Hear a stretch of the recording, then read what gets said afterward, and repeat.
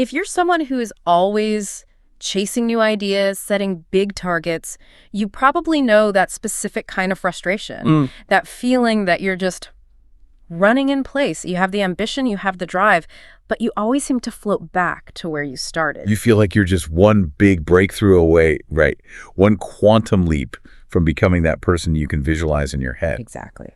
But here's the thing, that quantum leap, it's usually a myth. Yeah. And that feeling of being stuck is well, it's the result of ignoring a really simple mathematical principle. Compounding. Yeah. What if the path to actually becoming that person is paved with incredibly small, almost unnoticeable daily actions? Systems, really. But fueled by a vision that is so demanding, so rigorous, that it demands nothing less than excellence. That is the beautiful collision we are diving into today. Yeah, this deep dive is built from two, I think, really powerful sources. First, we have The Mechanics of Change from James Clear's Atomic Habits. And second, we have the uncompromising vision required to aim that change, which we've sourced from excerpts of Steve Jobs in his own words. So our mission for you today is to leave with a kind of blueprint. We want you to really get the power you unlock when you merge those two things. Tiny, consistent daily systems with a world-changing vision. We're going to look at the math, the mindset required to, well, make something wonderful. Okay, let's start with the mechanics then. Why are tiny changes? Why are they so important? It really comes down to trajectory. There's a fantastic analogy for this. Imagine a plane taking off from New York, and it's headed for Los Angeles. Okay. Now just imagine the pilot adjusts the nose of that plane by just 3 degrees. It's tiny. We're talking about 80 inches at takeoff. You'd never notice it. Right, from the ground, it's invisible. Completely.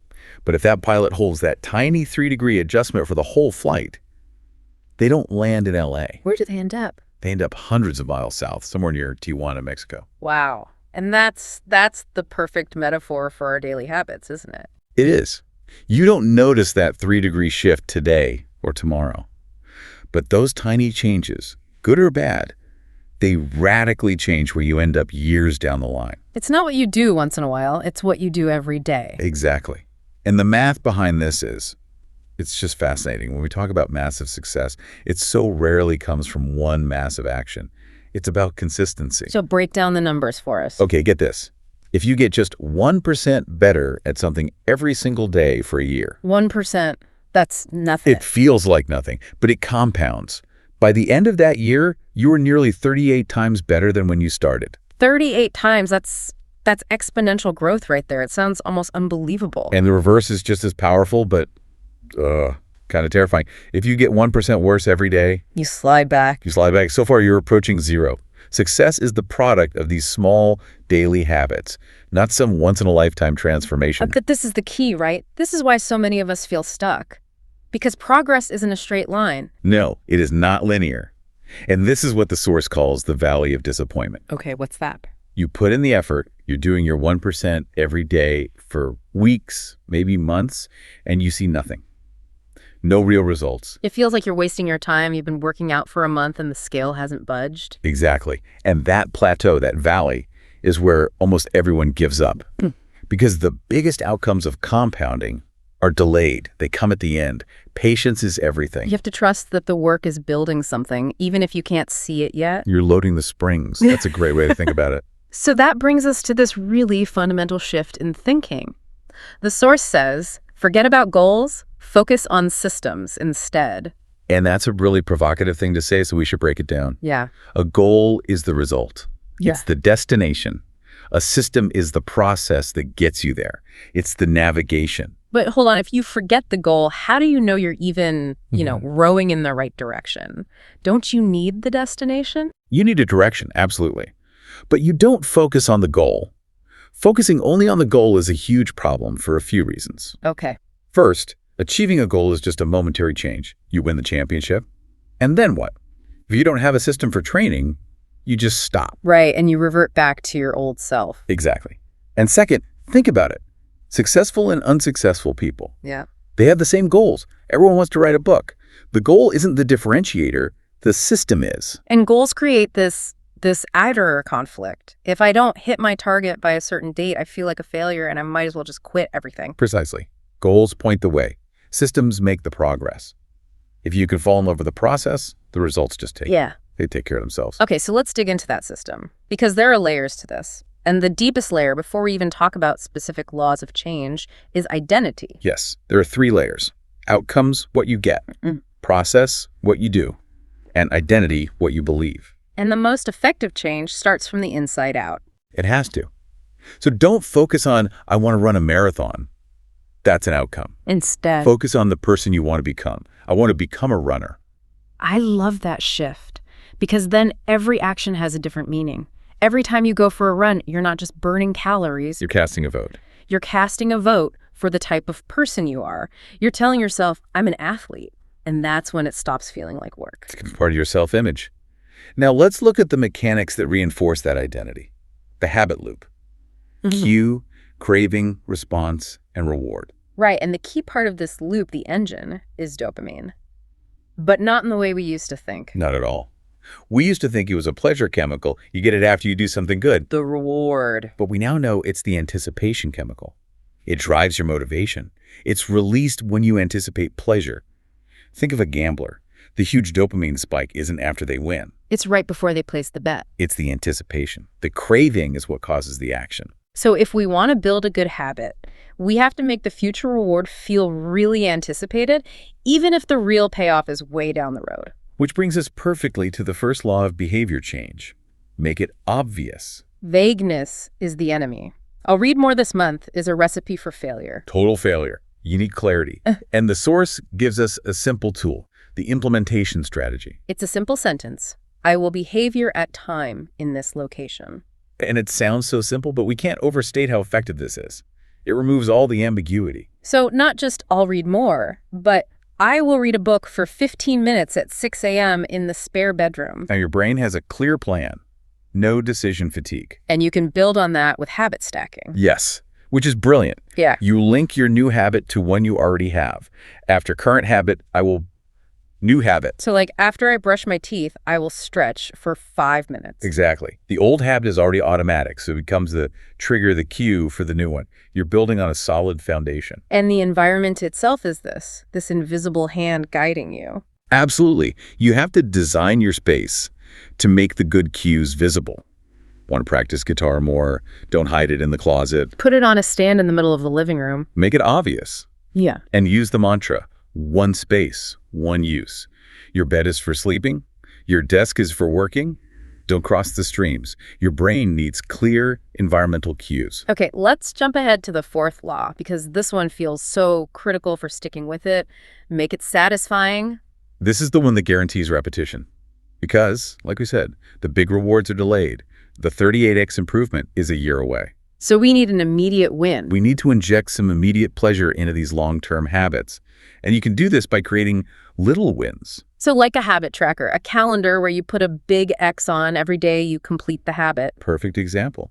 Or moving a paperclip from one jar to another. That little physical action. Yeah. It's a signal to your brain. It says, hey, we did it. We were successful. It closes the feedback loop instantly. And you get a little hit of satisfaction that makes you want to do it again tomorrow.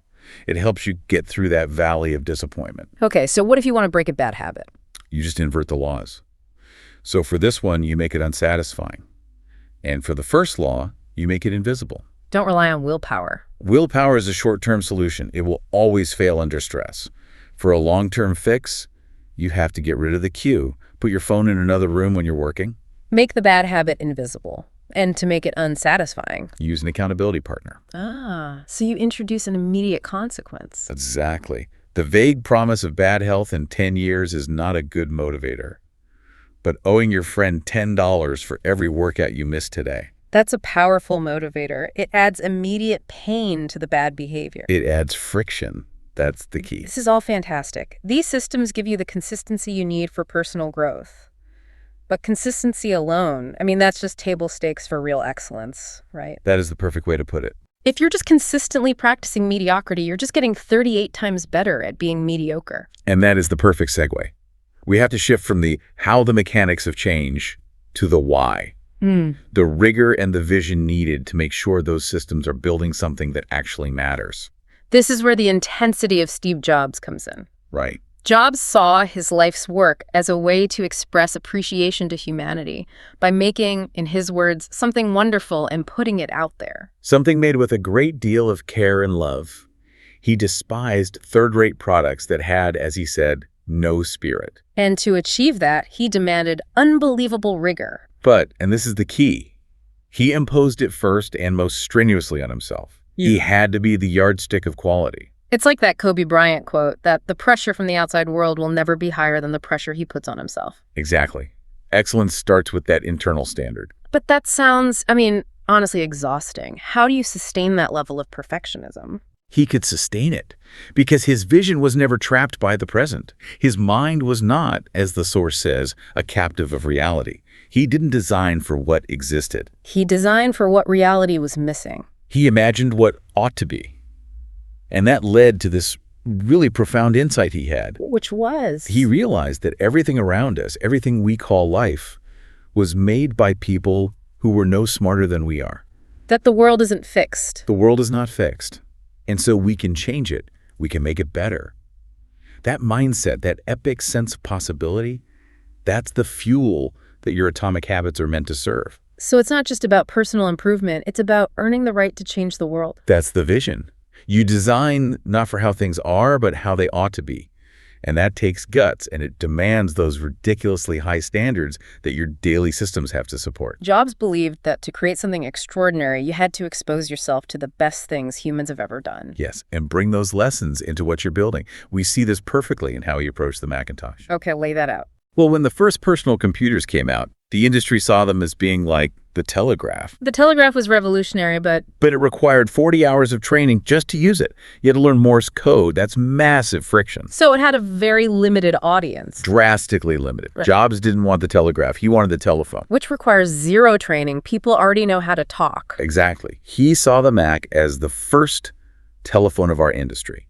The graphical user interface, the mouse, it was all about leveraging existing human intuition. He lowered the friction for billions of people. And that's the lesson. You have to see your work in a larger historical context to find those opportunities for real innovation. That's what the rigor is for.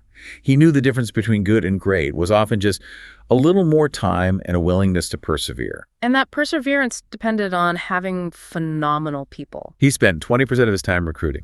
He wasn't looking for mercenaries, people just in it for the money. He wanted missionaries, people who bleed apple colors. People driven by that vision. He looked for what he called a high dynamic range in people. What does that mean? It's an engineering term. It's about mental agility, the ability to operate under huge pressure, to learn fast, to contribute across different domains. He looked for passion, drive, intelligence, and he had that legendary interview technique for finding it. Oh, it was brutal. Right. He would purposely upset a candidate. He'd criticize their past work, call it a bozo product. Just to see how they'd react. Exactly. He wasn't being cruel. He was testing for conviction. He wanted to see if they'd fight back. If they'd say, "You're dead wrong, and here's why." Yes. If you stood up for your work, it proved you had that same internal yardstick for quality. You believed in what you did. His whole goal was to get people to stretch beyond what they thought was their best. Apple's core value captured it all. We believe that people with passion can change the world for the better. And the habits, the systems, that's what makes it possible day after day. So let's tie this all together. You take the unbelievable rigor and vision of Jobs. And you ground it in the daily, compounding consistency of clear systems. Quality isn't an accident. It's a result. Jobs even emailed his team a quote from Aristotle to drive this home. "We are what we repeatedly do. Excellence, then, is not an act, but a habit." That's the synthesis. The systems give you the 1% daily improvement. Which sustains the rigor that an uncompromising vision demands. Your internal standard has to be higher than any external pressure. And that leaves us with a final provocative thought for you, and it comes directly from Steve Jobs. He used his own mortality as a tool for making decisions. A powerful tool. He said, think of your life as a rainbow arcing across the horizon of this world. You appear, have a chance to blaze in the sky, and then you disappear. Wow. So if your life is fleeting, if your time to create is limited, what action will you take today to make sure you blaze while you're here? What masterpiece are your atomic habits building?